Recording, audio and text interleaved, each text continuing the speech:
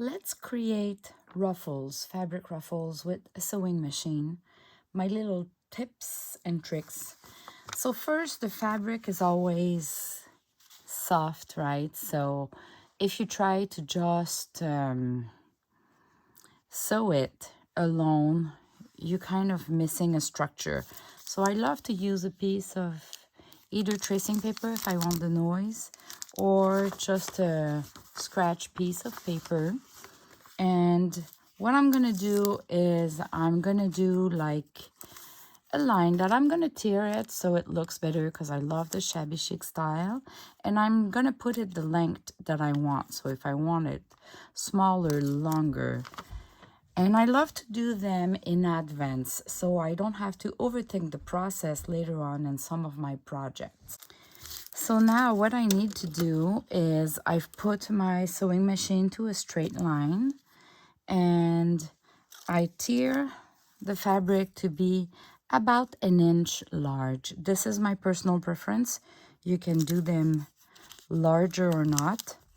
I start with one fold, however it goes, right? One fold like that, to just kind of sew with, like you go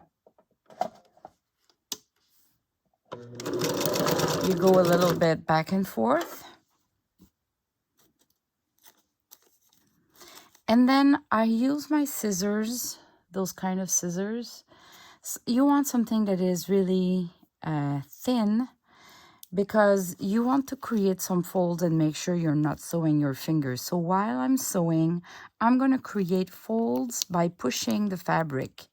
And while I'm pushing the fabric, I can give it a twist on one side or the other side, or straight, and it goes like that. So my fabric is longer than my paper, because I don't know with the folds how long of fabric I need. So that's why my length is with the paper. So when I see that I'm at the edge of the paper, I just give it another tack back and forth to kind of lock the sewing. And I trim the thread. And then to cut this, because I want the fuzzy, I'll just do one little cut there, and I'm gonna tear. And then I can trim all the little threads everywhere. And that's pretty much it. So I have this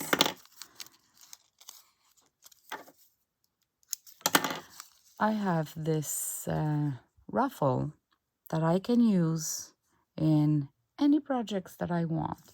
On a page, on a cover, in a creation, on an envelope.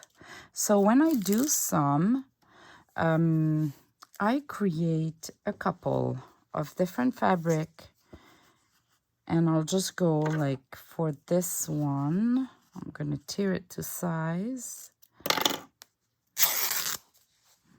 And then I would grab a piece of tracing paper. I'll create one fold to start with. I go a little tack.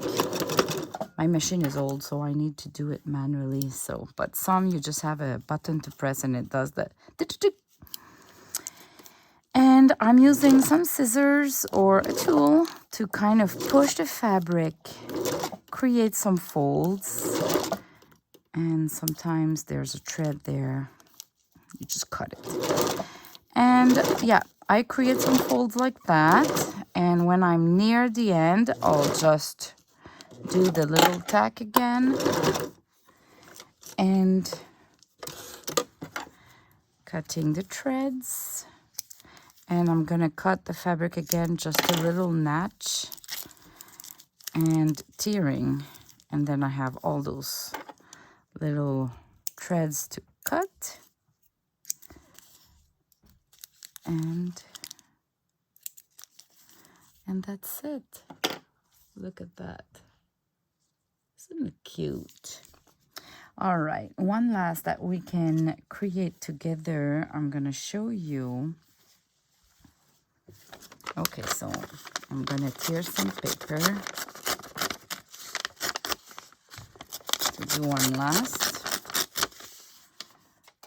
And I love to have tiered edge as well.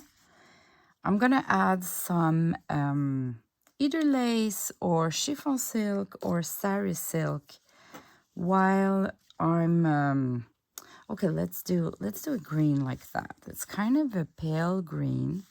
It's a little bit larger than an inch. It's mostly like an inch and a half. But what I'm gonna do is I'm gonna create a fold like that. You can leave it longer as well and then create a fold like that. But before I stitch, I'm gonna add a little portion of chiffon silk here, right in the middle. So that could be a lace, that could be another fabric, whatsoever. I created a fold under it, and then I put this one on, and then I'm gonna do the little tacking. All right, and now with my pair of scissors, I'm gonna create some folds, and then when the folds are there, while it's going up, I can add a little fold in the chiffon silk or the lace as well. So you go like that and you create folds in both fabric.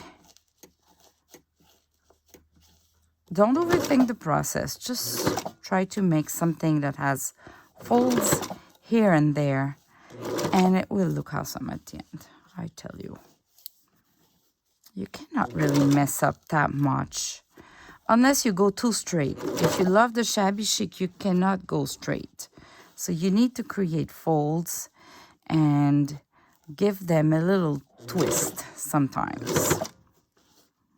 Okay, let me just make sure that I still have paper. So you see, and then I'll just do the little tack. Let's look at that. So